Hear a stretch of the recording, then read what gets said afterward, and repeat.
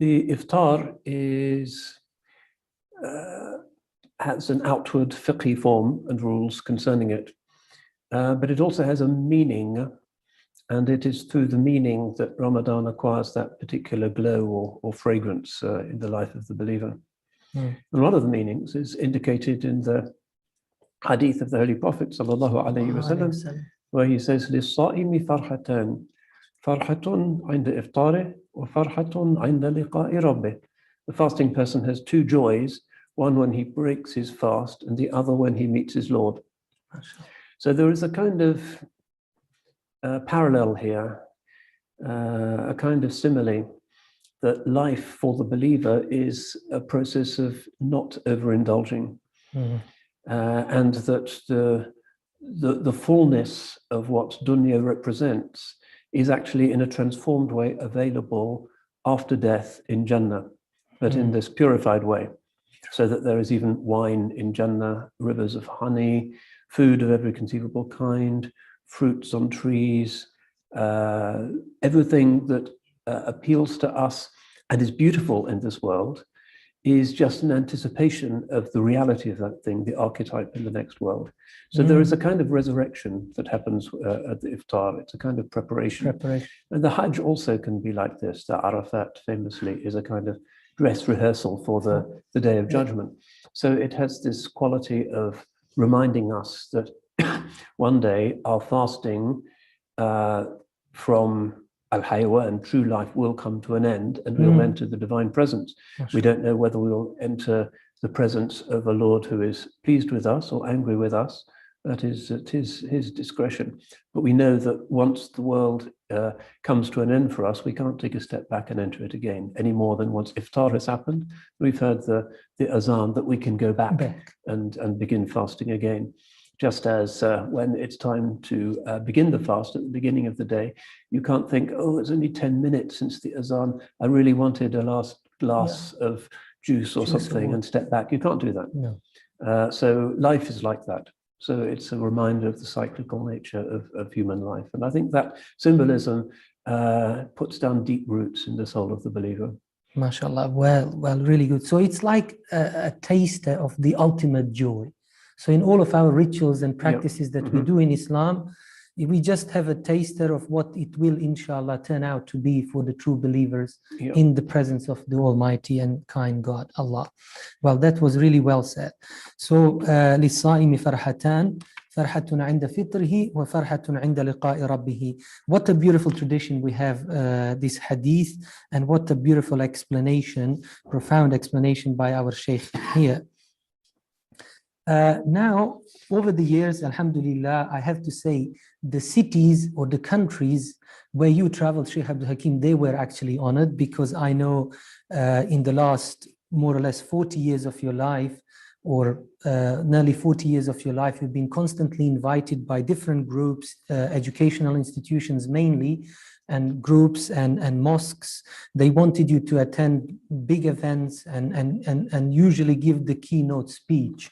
To educate people, to teach them about religions, about Islam, about tolerance, all the good traits that we humans need to succeed in this life, and for us believers in the next as well. So some of your travels, I'm sure they happen to be during the blessed month of Ramadan. So can you please narrate to us some of your most memorable iftars? It doesn't have to be of recent years, any time that you remember. Yes, I mean, iftars sometimes tend to be rather excessively flamboyant affairs that have brought into the hospitality industry. So a kind of generic buffet with generic predictable food present everywhere around the world in a generic hotel. That's really not very interesting. For me, the memorable iftars have been iftars with kind of simple people and who are breaking the fast in a joyful and spontaneous way. So this was brought home to me in Cairo, for instance, where I lived for 3 years back in the 80s, where one of the well-known Egyptian publishers during Ramadan would throw an iftar celebration. I think it was at the Marriott Hotel, one of the grandest venues. It used to be the palace of the Empress Eugenie. It's a very historic, interesting place. And so you had maybe 200 or 300 literary figures in Egypt, and Tawfiq al-Hakim, you might have heard of, used to be there, and some others. And they would be waiting and waiting. And then the time came and everybody charged for the buffet.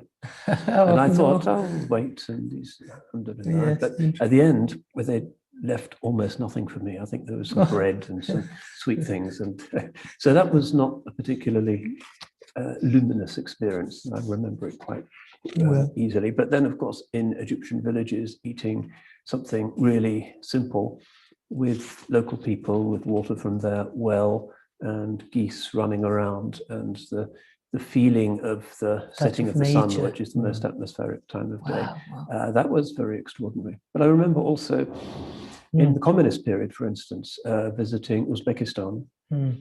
And Ramadan happened to include Karl Marx's birthday. And perhaps you remember from Yugoslavia's communist times that they made a big ceremonial of these things. So we watched some of the rituals, and lots of girls dancing in formations and marching, and extremely kind of dead and empty. People just going through it because Moscow insisted on it. But then that evening, I found in Tashkent that there was one mosque that was still functioning. And so I found a taxi driver who could take me to this place, which is not the place the tourists ever go to see. And I thought, oh, there'll be a few old guys here. And it was absolutely packed, absolutely full. You can imagine a great ancient people like the Uzbeks with their history of Islam. They wanted, if only one place was open. So the Tarawih there, I remember, was so beautiful. Long rakas. And after every 4 rakas, they would stop. And everybody would get a dish of tea in the Chinese style. And there would be a talk by one of the muftis. Reminder.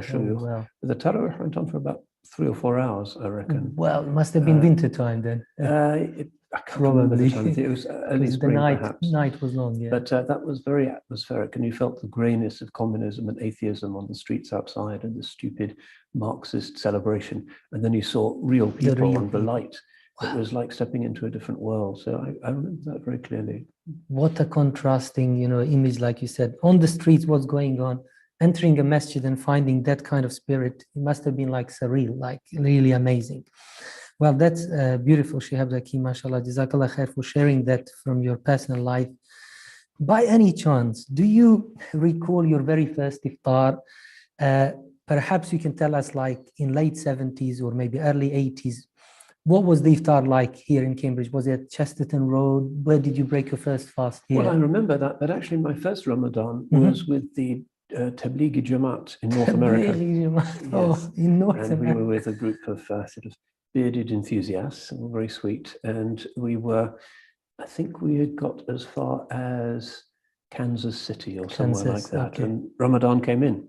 This was my first experience of fasting or of anything. And I remember at Sahur time not quite getting it right, because I thought, if I just drink enough water now, that'll keep me going through the day. So I remember more as emptying a complete water cooler before the time came, and feeling extremely uncomfortable after one learns these things. But yes, that was a time of simple fellowship, and the days were long and hot. I remember that was in the summer as well. So my initiation into the art of iftar was with the Tablighi Jamaat in Kansas City. In the States. Well, very interesting. So can you please tell us, because you are in a way one of the earliest people, establishing in a way this Muslim community of Cambridge back in your university days here. So in 80s, early 80s, what was the mosque atmosphere like, and the Muslim community here? Well, would they gather? That was the day of the old mosque, which was the only one in the early 80s at Chesterton Road, which was just a terraced house which had been hollowed out. It started to become full for Jummah, but not necessarily. Not for usually find some empty space at the back. And it was mostly foreign students, a lot of Egyptians, Pakistanis, a lot of Malaysians at the time. And the sort of local Muslim demography hadn't really found its feet at the time. And there was also sort of some university students who would get together as well. The Arab Society would have an iftar.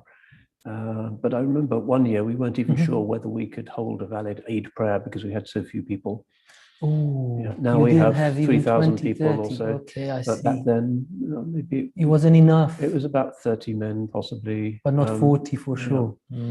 So That's times have interesting. changed. Times have changed a lot in recent times. Okay, so Shaykh Abdul Hakim, even like from last Ramadan, last year, a lot has happened basically in this last 12 months. So iftar this and last year, I know we've been fasting only for a few days now. So can you please draw some parallels from even last year? You've given that amazing, speech or reminder, whatever you want to say on the pandemic actually, but can you just tell us like, what do you say? Well, one usually has the experience, if you're doing Ramadan in a Western country, of kind of being the only one in the party who's not drinking, that kind of thing. That the streets are full of students rioting and indulgence, and everybody's in Starbucks, and the Muslims are not. But when the lockdown happened, that public sort of indulgence suddenly ceased, and the place became quite monastic and quiet.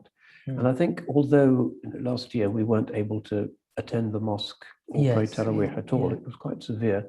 A lot of people say that they had quite a good Ramadan because of the quietness of everything. And the main thing that obstructs our recollection and our dhikr is, of course, the endless distractions, the spectacle, the circus of the world, which is always trying to clown around and grab our attention and distract us from what we really need to be doing. So when that circus was kind of put on furlough, as it were, and things became quite quiet and austere in Cambridge, I think not just Muslims, but a lot of people started to think more seriously about things that matter and about spiritual things. So in an odd kind of way, it was a good Ramadan. But of course, the Ummah continues. I remember even doing 2 nikahs via Zoom last Ramadan. In Ramadan. And I'd never heard of anybody getting married in Ramadan before. Me too, like it's rare. But it happened. And so, yeah, life goes on. And the electronic world kind of facilitates some of that. Kicked in, the online. Yeah, they even mentioned this thing like online iftar. So I mean, like, what does it involve? What does it include? But it just seems like sharing your joy and maybe showing your table to other people. And it was quite strange, like you said, last year. But this year, alhamdulillah, the situation is much better. So we are able to come to the masjid and hopefully in the next few weeks, maybe we'll be able to invite people as well to our homes. And yes, I mean, a Zoom iftar is a strange kind of thing, really. You may not even be in somebody's time zone.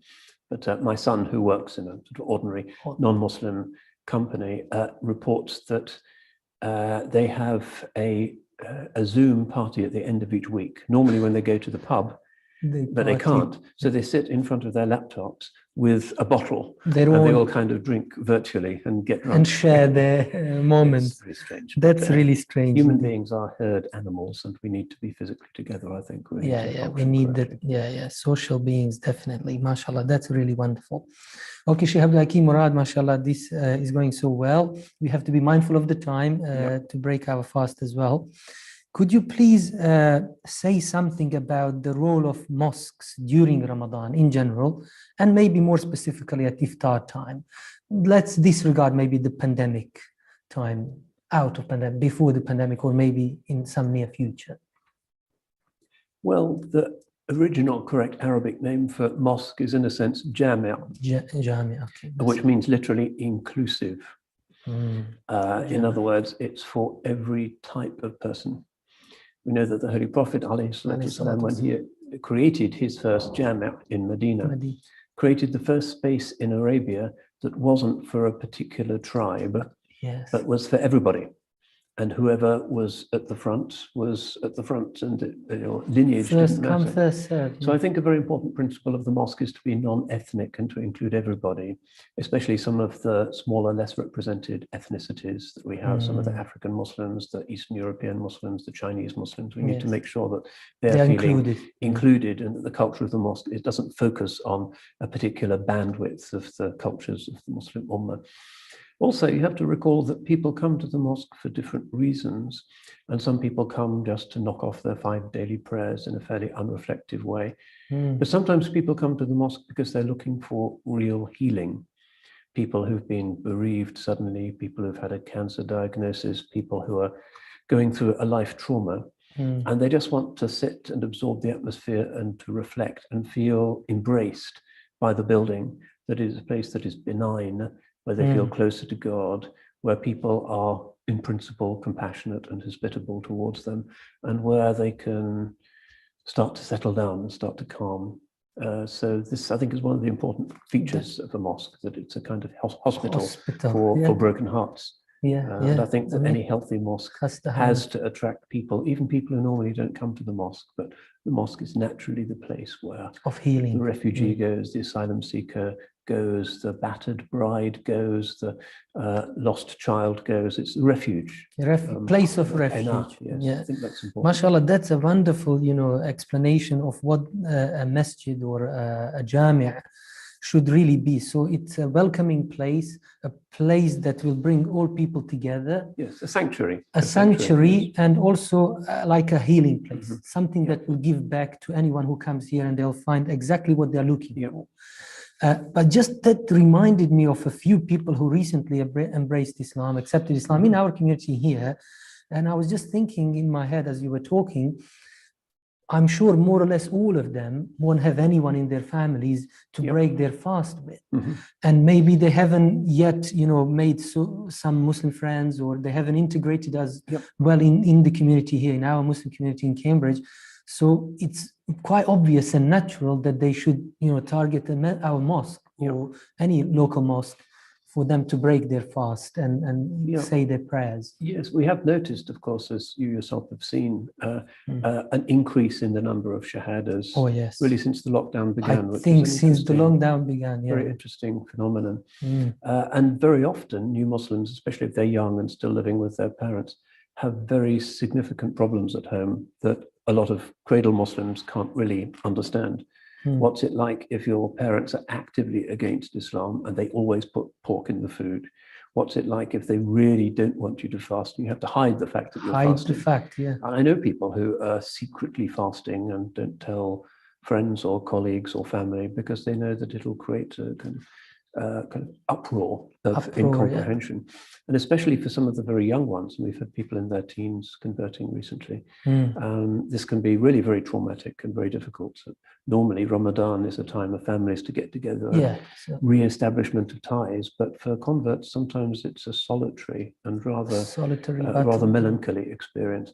So if they can get to the mosque, of course, and if the mosques are really jam-up, they're inclusive and welcoming of different kinds of people, and they look out for the people who look a little bit lost and a little bit new, and see how they can help them, that can make an enormous difference. It can really help strengthen them in their Islam.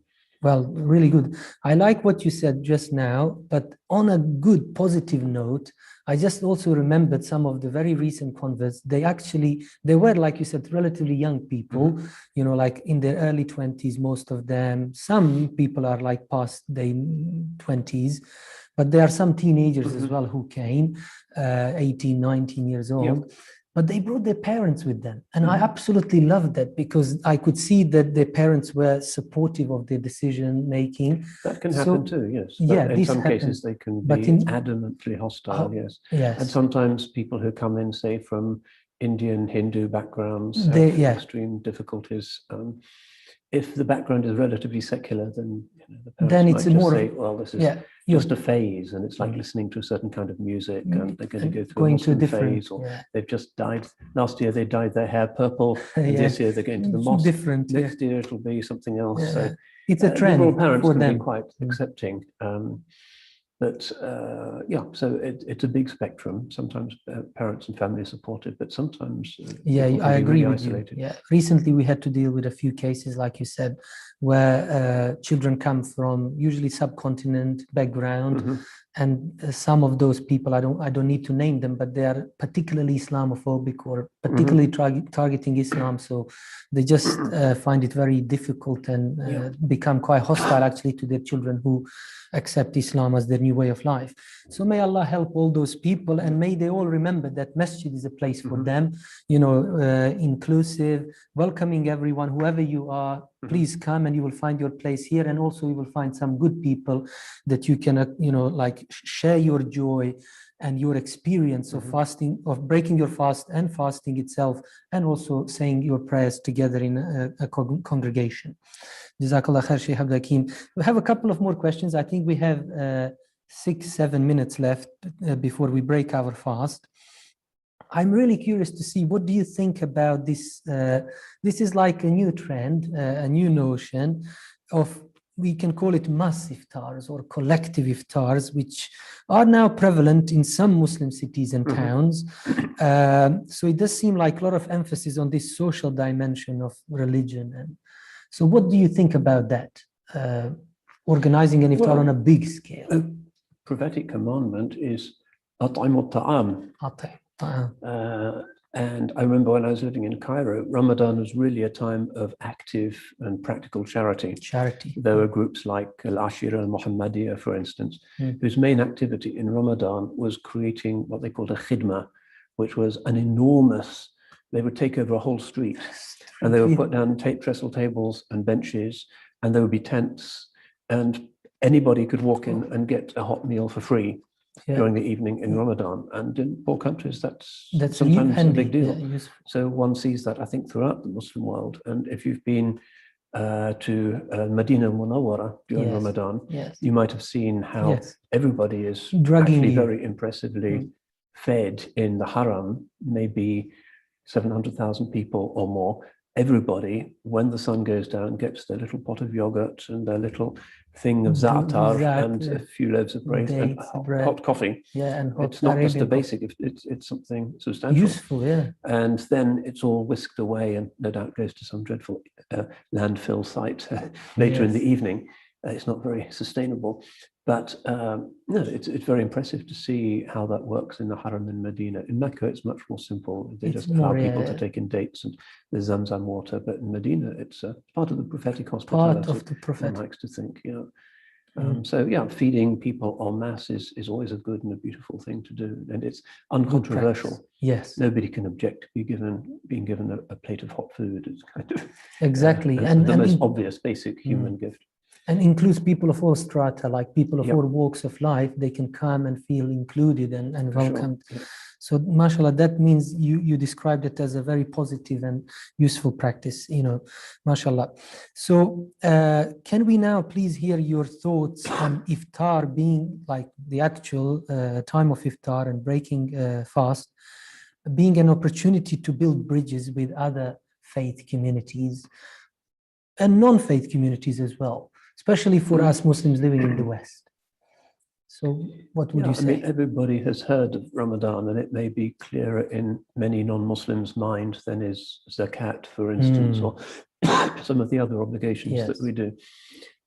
You see it routinely on the BBC website and in mainstream media. Ramadan has begun, even if they want to put some slightly sarcastic pictures, spin on it, but it is known. And you can, of course, invite people to try it out. But of course, if you're just trying it out, it's just a kind of diet, really, or an endurance event. It's not the reality of fasting. Ihtisaban lillah, for God and for a reward. But still, people are interested and amazed to learn that so many Muslims engage in what is still quite a significant austerity compared to how most Christians fast in Lent, for instance, which has become in recent years quite a kind of light thing compared to something like Ramadan. So yes, it can be something that attracts people's attention and makes them realize the essential seriousness of the religion. But it's hard to know what experience they're getting when they're just going hungry for a day. Just to experience Ramadan. The students here in Cambridge often experience Ramadan week or something. Everybody looks as if they're ready to go to the pub. By the time show some solidarity in a way, but then do their own thing at the end. I mean, it can't do any harm. But fasting is a spiritual kind of practice when a certain mindfulness, attentiveness, self-awareness, self-scrutiny are the essence of what the fast gifts us with. And people who don't understand that that's actually part of the message of fasting in every religion may just find the whole thing to be a kind of diet or detox option or some other thing. They translate it into their their vocabulary and often Yeah, a yeah, lot low is lost carb. in the process. Yeah. Jazakallah khair, that's wonderful. In the last minute or so, a very personal question, but do you have any preferred menu for iftar? Any particular routine for iftar or time after iftar? Not particularly. Not no. particularly. At home, my policy is to do what I'm told and to Well, smile listen. at what I'm given, and that is usually a The sensible case. policy. But alhamdulillah, Okay. we're 5 adults locked down at home at the moment, so many of them have decided to swallow their male pride and vary our domestic diet by experimenting in the kitchen. So we have several gifted cooks at home. Oh, that's good. Alhamdulillah. So we've Diversity. been doing well. Yeah. Okay. The reason I asked this last question, it was quite personal. Jazakallah khair for sharing that with us. I'm thinking of Ghazali when he talks about when we break our fast, he is so adamant and keen, don't overeat, as if you are going to spoil the whole practice of giving up food and drinks in daytime. And then if you stuff yourself at iftar time. And there are several hadiths which actually discourage this, like overindulgence in anything is never welcome. So can you just say like a final thought to us Muslims, anyone who is, watching this show, listening to this, like, what is your advice? Like, what should we really do and how much should we? Well, I mean, listen to your body. The body, after a long day's abstinence, isn't actually craving an enormous meat feast. That's kind of cultural or psychological. Actually, after you've had your dates and water and whatever else it is with you, you're not particularly hungry. So, alhamdulillah. Okay, mashallah. Okay, Adhan is just gone on. Breaking fast.